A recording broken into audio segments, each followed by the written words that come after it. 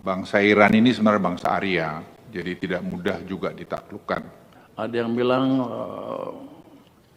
rupiah hancur. Tapi kalau lihat betul Pak, dengan BBM, baik crude, LPG maupun minyak jadi untuk menjelang hari raya dan ke depan insya Allah bisa kita atasi dengan komunikasi yang baik. Bapak Presiden yang kami hormati, Bapak Wakil Presiden, peserta rapat kabinet, izinkan kami melaporkan dengan cepat sedikit mengenai perkembangan konflik di Timur Tengah dan kemudian juga dampaknya pada ekonomi kita dan apa langkah-langkah kita. Tadi saya kira Menko Perekonomian sudah memberikan penjelasan yang cukup jelas buat kita semua. Kita tidak perlu ada kekhawatiran berlebihan dengan keadaan di sana. Nanti akan kami jelaskan di sini. Nah, kalau kita lihat operasi Fury dan Roaring Lion, serangan Amerika Serikat dan Israel ke Iran, itu mereka menargetkan seperti ini. Ada 3, yaitu melumpuhkan pertahanan udara Iran, melumpuhkan kapasitas Iran, dan seterusnya seperti yang ada di slide. Juga saya ingin menambahkan pada peserta rapat yang terhormat bahwa bangsa Iran ini sebenarnya bangsa Arya, jadi tidak mudah juga ditaklukkan. Kalau kita lihat slide berikutnya, jumlah rudal yang ditembakkan Iran menurun tajam, ya, karena 50% peluncuran rudal dilaporkan telah dihancurkan, tapi juga jangan lupa mereka sudah membuat drones yang murah, yang bisa ditembakkan hampir dari mana saja. Tetapi teknologi AI, seperti slide yang Bapak saksikan, itu juga memang berkembang. Jadi ini adalah menurut saya perang teknologi dan juga spirit untuk melawan. Tapi kalau kita lihat jumlah drone yang ditembakkan Iran juga menurun. Slide berikutnya ini saya lihat terus menurun. Karena Amerika memang dari sumber-sumber data yang kami dapat, memang menargetkan untuk menghancurkan pabriknya, menghancurkan arsenalnya, dan tempat-tempat peluncurannya. Namun Iran juga cukup cerdik, mereka melakukan mobile peluncuran. Kemudian kalau kita lihat juga lalu lintas kapal keluar masuk Selat Hormuz juga mulai membaik. Tetapi tetap juga masalah asuransi untuk kapal di slide 4 itu juga kita lihat masih tinggi. Dan ini masih tentu ada kekhawatiran yang di berbagai pihak. Tapi juga kita jangan lupa, Iran ini juga punya kepentingan karena hidup mereka banyak tergantung pada pada minyaknya. Dan juga di dekat Iran itu juga ada fasilitas mereka yang sangat besar untuk memproses minyaknya menjadi end product. Ini hal-hal yang perlu kita pahami. Angkatan Laut Iran itu menjadi sasaran serangan Amerika untuk mengamankan penutupan Selat Hormuz, dan itu telah dilakukan oleh mereka. Mereka sudah menghancurkan kapal-kapal angkatan laut dari Iran. Tapi juga Bapak Ibu sekalian, Bapak Presiden, situasi sangat fluktuatif. Kalau kita lihat di sini, kapal tanker Amerika Yunani terbakar setelah Iran mengklaim serangan drone bawah air. Kami laporkan Bapak Presiden, memang dari sumber-sumber yang kami dapat, drone dari Iran ini juga sekarang dikembangkan drone dari bawah air. Dan ini menjadi, kalau istilah saya seperti lapor pada Bapak kemarin, seperti perang di gerilya di Papua. Mereka ini membuat drone yang murah, bisa 2.000 km, GPS, targeted, kapan saja bisa diluncurkan. Dan itu yang juga memang dikhawatirkan Amerika sekarang, karena mereka mendapat informasi bahwa ada kapal-kapal yang membawa drone ini mendekat ke Amerika. Bapak Ibu sekalian, kami juga ingin melaporkan sistem komando Iran juga dilakukan pengeboman, dan juga dari teman-teman di Amerika juga cerita bahwa mereka sekarang juga sedang menyiapkan serangan-serangan lebih efektif, targeted dengan menggunakan B-52 setelah mereka menggunakan B-2. Jadi saya pikir situasinya masih fluktuatif, tapi sekali lagi seperti kami laporkan tadi, Iran juga punya kepentingan untuk mereka survive, jadi Hormuz itu tidak mungkin akan ditutup seterusnya. Oleh karena itu kami datang dengan berbagai skenario dan kita lihat perkembangan dalam 1-2 minggu ke depan. Jadi saya kira selama Lebaran saya kira akan semua baik-baik. Eskalasi itu akan seperti ini Bapak Presiden, yaitu 110-150 dolar. Ini juga serangan langsung Iran ke aset Amerika di Teluk. Tapi kemarin kunjungan Bapak Presiden, pertelepon Bapak dengan MBS saya kira sudah sangat baik sekali. Karena itu juga diapresiasi banyak pihak. Kemudian juga kalau kita lihat juga eskalasi ini, kegagalan total Dewan Transisi, karena mereka berharap akan terjadi transisi di Iran. Tapi kalau itu sampai gagal terus Pak, ya itu juga tidak mudah untuk mengatasinya. Tapi saya tanya daripada mereka optimis itu akan terjadi, perlu kita cermati saja. Kemudian perang Iran-Israel ini, prolog, akses Hormuz terbatas, kita lihat tadi minyak antara 80 sampai 110, dan deeskalasi kami juga akan melihat bahwa itu akan diturun ke 65-80 dolar. Tapi kita semua jangan ya hati-hati mengenai ini. Dan kemudian harga minyak Brent kalau kita lihat seperti slide ini, dan harga minyak Brent kita lihat juga bahwa next slide juga akan menurun di sini. Dan tadi Menko Perekonomian sudah jelaskan penggunaan sudah bahwa kita punya keuntungan harga CPO dan semua juga naik. Sebagai bagian terakhir, kita perlu mempercepat proses government teknologi Bapak Presiden, dan koordinasi sudah jalan dengan bagus, dan proses sanggah sekarang sedang jalan di Banyuwangi dan hampir selesai. Kementerian Sosial, Kementerian Dalam Negeri, BPS semua sekarang berjalan seimbang, dan ini membuat efisiensi akan sangat baik sekali. Dari 41 kabupaten kota kemarin kami rapatkan sudah jalan, dan apa yang kami laporkan Bapak kemarin untuk roll out nasional itu tetap bisa dilakukan pada bulan Oktober tahun ini. Dan itu akan memberikan penghematan luar biasa pada kita. Saran rekomendasi kami, kondisi semua tidak ada yang perlu terlalu dikhawatirkan, kita tetap waspada, kita memantau terus perkembangan di luar, tapi tadi juga mengenai APBN juga saya pikir kami koordinasi Kementerian Keuangan, saya kira fiskal juga masih sangat prudent untuk kita menaikkan juga budget defisit juga saya kira perlu kita pertimbangkan hati-hati, tentu kita siapkan, tapi kapan dilakukan saya kira kita lihat perkembangan situasi. Penerapan GovTech dan digital ini saya kira Bapak Presiden sangat penting, dan Bapak Presiden sudah kami siapkan untuk mengunjungi Banyuwangi dan juga Bali, dan juga ada 2 kabupaten, sehingga betul-betul ini nanti membawa efisiensi pada kita semua. Saya kira itu laporan singkat dari kami. Terima kasih Bapak Presiden. Saya akan update sedikit tentang ekonomi dan kondisi APBN kita Pak. Kalau bisa langsung halaman 6. Jadi sebetulnya kalau kita lihat dari sisi supply, ekonomi kita dalam keadaan yang amat baik. Kalau kita lihat dari Purchasing Manager Index yang merah ini, di bulan Februari itu levelnya 53,8, tertinggi dalam beberapa tahun terakhir. Jadi betul-betul ada perbaikan yang kuat di sektor manufaktur, artinya sisi supply tumbuh dengan kuat. Jadi ini bukan data dari BPS, tapi data dari pihak lain yang mengkonfirmasi bahwa ekonomi kita memang sedang tumbuh. Bisa lihat ke halaman 8, itu data inflasi di bulan Februari kelihatannya tinggi 4,64. Kalau headline aja Pak. Ini penting karena kalau policy maker akan mikir bahwa ekonominya kepanasan, dia akan cenderung rem ekonominya. Tapi datanya data yang nggak akurat kalau kita pakai itu aja. Kalau kita hilangkan data-data subsidi listrik bulan Januari Februari tahun lalu, sebetulnya inflasi kita hanya sekitar 2,59% Pak. Jadi kita masih aman untuk tumbuh lebih cepat lagi, ekonominya nggak kepanasan. Jadi yang lain-lain nggak usah memperlambat pertumbuhan ekonomi. Halaman 9, untuk melihat ekonomi dan optimisme masyarakat, kita lihat terus meningkat.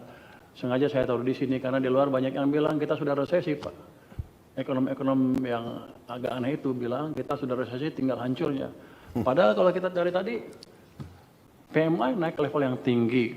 Terus kita lihat MSI, Mandiri Index, itu sekarang di 360,7, yang kiri atas tuh yang biru, tebal. Dan kita lihat trennya naik ke atas. Itu yang penting, kita sedang memang mengalami akselerasi. Sebelah kanan kalau kita lihat juga industri otomotif, penjualan mobil tumbuh 12,2% di bulan Februari, Pak. Ini bukan main-main, kalau lihat tahun lalu kan negatif, Pak. Sekarang udah mulai positif dan sekarang makin kencang. Jadi kita jauh dari apa yang disebut ekonominya morat-marit, kata ekonom-ekonom di luar itu, Pak. Di TikTok banyak yang ngomong gitu. Di penjualan retail juga kita lihat yang biru, Pak, biru kiri bawah.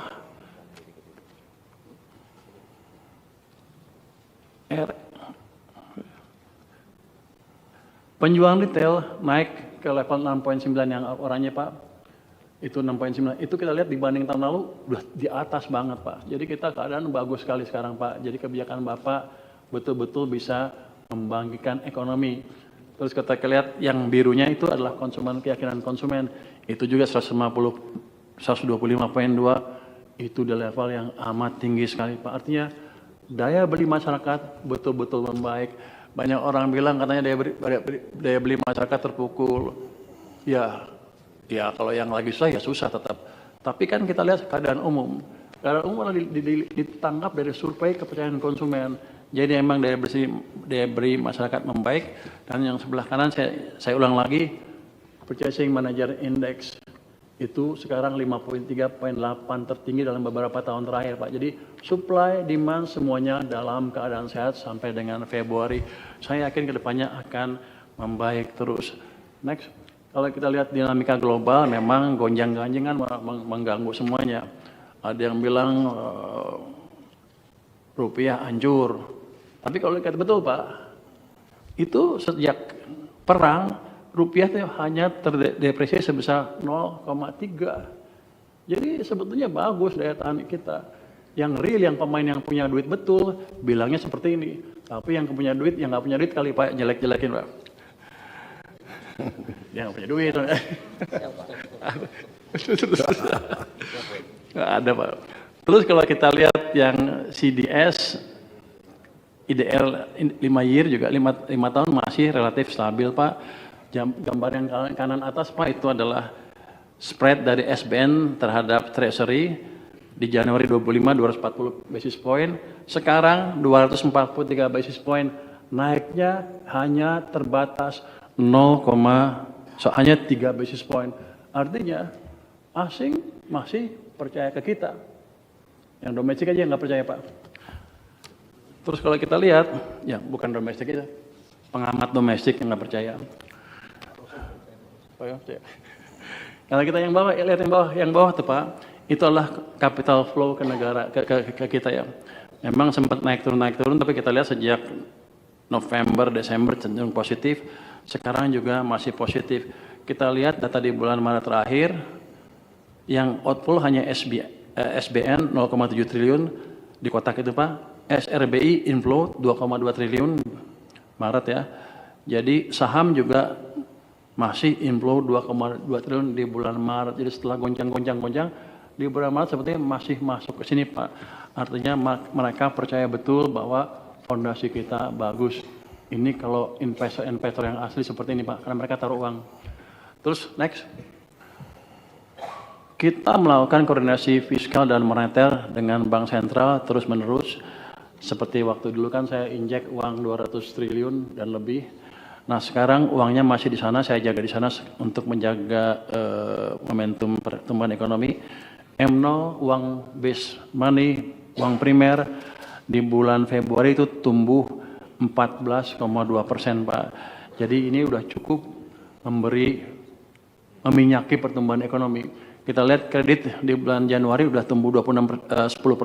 Saya yakin angka bulan Februari akan lebih cepat lagi. DPK juga tumbuh 13,5%. Ini semua angka yang cukup sehat, Pak. Bunga juga turun karena kita maintain likuiditas di pasar, Pak. Mungkin saya langsung ke halaman 14. Ini Pak cerita ekonomi Indonesia. Ketika harga minyak mulai tinggi ke atas 100, banyak yang bilang ekonomi Indonesia akan hancur, morat-marit, nggak jelas gitu. Padahal pengalaman kita selama ini nggak demikian. Ini gambar Coincident Economy Index, yang biru adalah indeks yang menggambarkan keadaan ekonomi sekarang. Yang hijau harga minyak Brent. Kalau kita lihat, jadi kalau indeksnya naik, ekonomi bagus. Kalau jatuh, baru ekonomi jatuh atau resesi. Kalau kita lihat 2007-2008, harga Brent naik ke level yang tinggi sekali, itu di atas 220 on average monthly ya. Tapi yang biru masih naik Pak awal-awal, dia jatuh ketika globalnya meltdown, banyak ekonominya pertumbuhannya negatif, tapi dia jatuh. Tapi kan Pak, dengan kebijakan yang pas fiskal dan moneter pada waktu itu, kita masih bisa tumbuh 4,6%. Jadi kita cukup cermat lah, bisa mengendalikan hal itu. Kemudian naik lagi di tahun 2011, Februari itu, angkanya di sekitar 10-120 harga minyak. Yang biru masih naik terus Pak. Artinya, kalau kita punya kebijakan yang pas, moneter maupun fiskal dan kebijakan Bapak nantinya, despite walaupun global ekonomi harga minyak gonjang-ganjing, kita punya cara atau punya pengalaman untuk mengendalikan dampaknya ke perekonomian. Jadi kita nggak perlu takut Pak. Terus di COVID juga sama Pak, waktu COVID itu kan jatuh yang biru tuh karena COVID. Tapi pada waktu harga minyak naik ke atas, di tahun berapa? 2020 Pak ya. Yang biru kan trennya masih naik terus.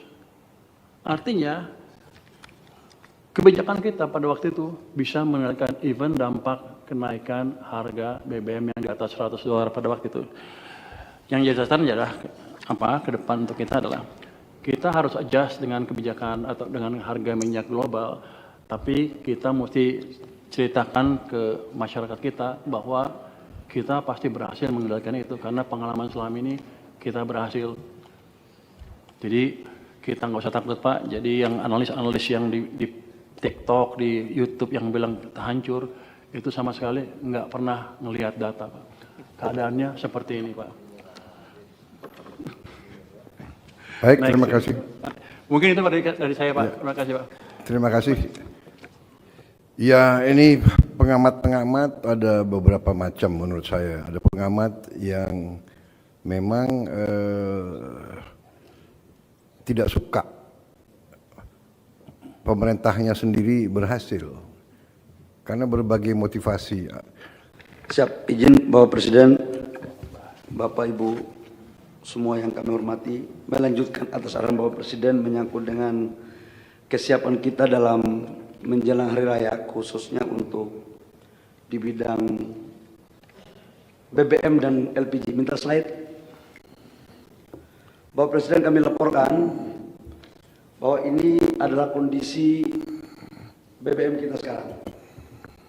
Jadi untuk Pertalite RON 90 ini yang bensin subsidi, itu cadangan kita adalah 24,39 hari, batas melampaui batas minimal dari apa yang direncanakan oleh nasional kita. Kemudian Pertamax RON 92 ini yang industri yang harga pasar, ini yang kayak Parosan pakai 92, 98, itu 28 hari, minimal 19 hari. Ini kalau menteri nggak boleh pakai RON 90 Pak, 92. Turbo ya kayak Pak Mentan pakai mobilnya bagus jadi RON 98 itu 31 hari Pak. Jadi saya pikir untuk urusan bensin insya Allah clear Bapak. Kemudian solar untuk solar subsidi itu kapasitas kita cadangan 16,41 hari. Jadi melampaui juga batas minimal dari cadangan nasional. Kemudian yang 53 itu 46 hari, after 38 hari, minyak tanah aman. LPG Bapak, LPG kita sekarang 15,66 hari.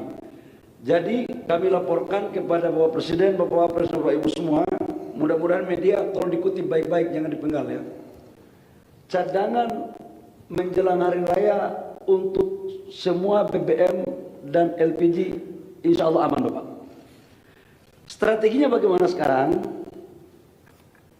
Untuk sampai dengan contoh untuk LPG, memang LPG ini Bapak sekarang di mana-mana lagi terjadi dinamika yang sangat dinamis sekali. Di India berita pagi ini cukup mengkhawatirkan. Jadi total LPG kita dari 100% dari 7,6 juta impor itu 70 sampai 70% kita ambil dari Amerika. 20% dari Middle East, sisanya dari negara lain seperti Australia. Dengan kondisi sekarang, yang di Middle East kita pecah lagi untuk kita ambil kontrak jangka panjang dengan Amerika dan beberapa negara lain. Di akhir minggu ini kita masuk 2 kargo dari Australia.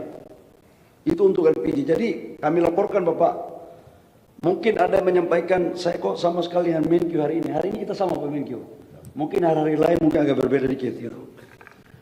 Jadi untuk menyangkut dengan urusan ini, tolong disampaikan benar kepada rakyat kita bahwa pemerintah selalu melakukan siaga terus atas perintah Bapak Presiden untuk memastikan bahwa tanggal 28 bulan ini masuk 2 kargo lagi Pak.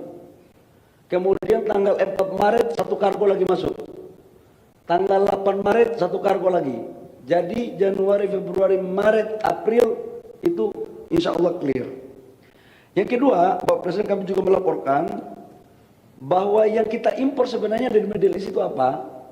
Kita tidak melakukan impor produk jadi dari Middle East. Karena kalau solar kan kita sudah dalam negeri sendiri, udah aman.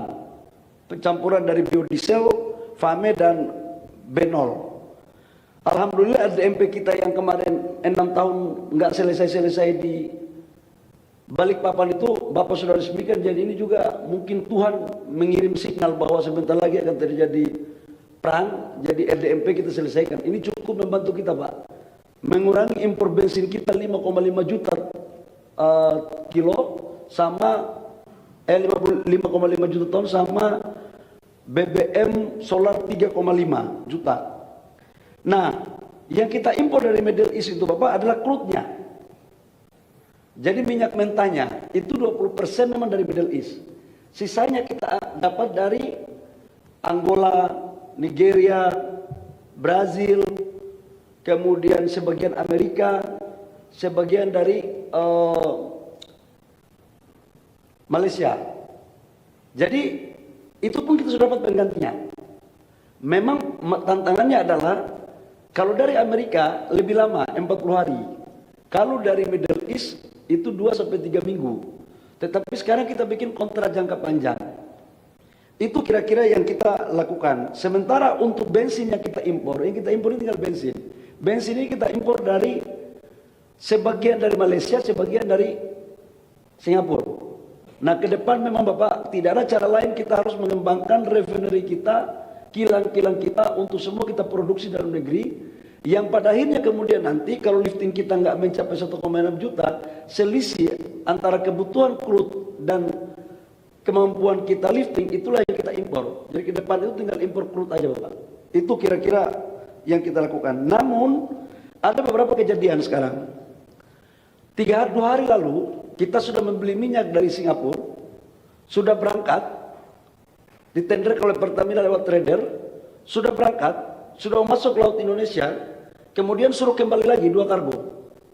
Jadi sekarang perekonomian sekarang untuk urusan minyak ini Pak, hukum normalnya sudah tidak berlaku.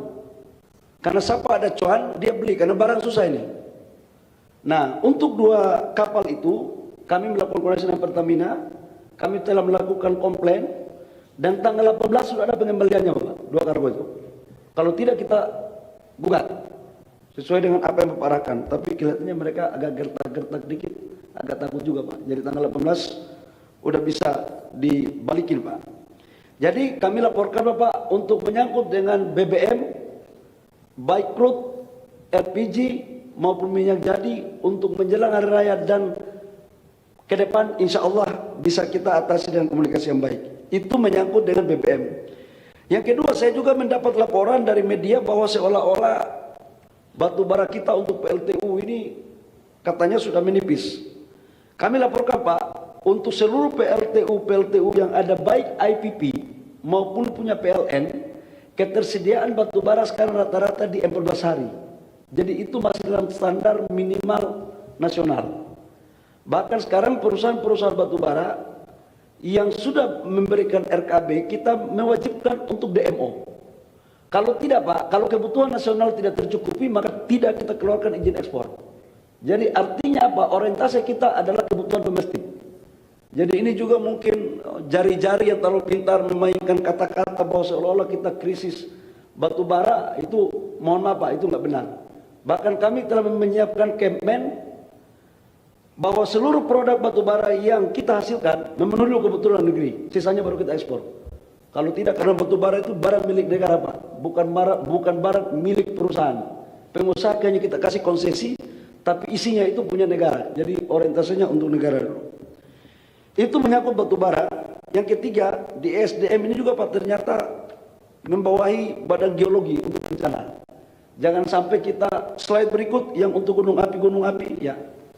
Supaya pada saat hari rayanya insya Allah aman Bapak. Dari level 4 gunung api tidak ada. Yang ada level 3 saja. 2 gunung api yaitu Merapi dan Semeru. Level 2 insya Allah aman terkecuali Allah berkehendak lain. Level 1 42 gunung semuanya aman. Ini menyangkut dengan bencana gunung berapi. Kemudian ada laporan satu lagi tentang tanah bergerak, gerakan tanah. Saya juga baru tahu bahwa di SDM itu gerak tanah pun diatur di sini Pak. Ini yang paling banyak ini di Jawa Barat, tapi insya Allah juga potensinya masih bisa dimitigasi karena tim kita di sana lengkap untuk memberitahukan, berkoordinasi dengan pemerintah daerah dalam memberikan penjelasan. Saya pikir itu Bapak menyangkut halaman berikut gempa bumi dan tsunami, tidak ada sesuatu yang menonjol. Jadi insya Allah clear. Demikian Bapak Presiden laporan kami khususnya menyangkut dengan etanol BE20 dan B40, B50 dan sampai dengan B100 kami akan laporkan pada pertemuan yang lebih khusus. Demikian mohon arahannya. Terima kasih. Wabillahi taufiq wal hidayah. Wassalamualaikum warahmatullahi wabarakatuh. Baik, saya tegaskan di sini benar bahwa semua produksi batu bara diutamakan untuk kepentingan kebutuhan nasional kita. Ya. Itu juga tentang semua, termasuk kelapa sawit. Jadi kita harus penuhi kebutuhan bangsa kita dulu, baru kita izinkan ekspor. Ya. Dan tadi benar itu peringatan dari Menteri ESDM, semua itu milik bangsa Indonesia, bukan milik pengusaha. Ya. Mereka boleh usaha, tapi kepemilikan adalah kepemilikan bangsa Indonesia. Semua kekayaan alam ya, yang ada itu adalah milik bangsa. Saya tegaskan itu. Kecepatan informasi dan akurasi data adalah komitmen kami. Satu langkah lebih dekat, satu langkah